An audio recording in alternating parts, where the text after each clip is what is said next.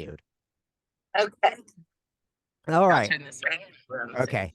Okay. Well, welcome back to Pathways. This is Tod Allen Baker, your host. And we kind of had an emergency, kind of what we do here in this business. And my guest today is supposed to be my friend Cessalee.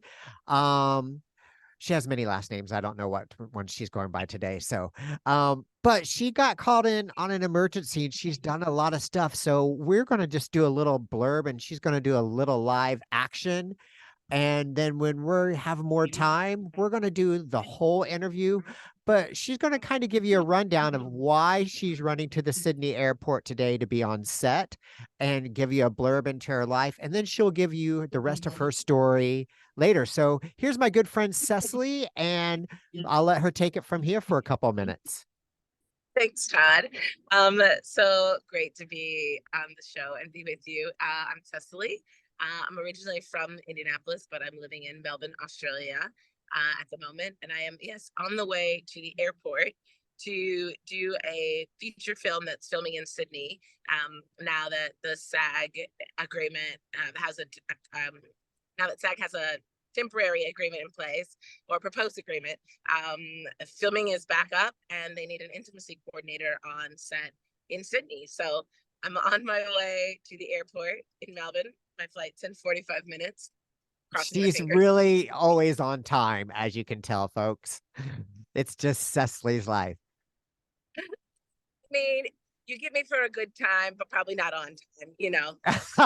I like that. Can you kind of briefly say, because you have many roles, but what's an intimacy coach? So an intimacy coordinator is someone who works in film and TV, or like an intimacy director in stage, dance, opera, etc.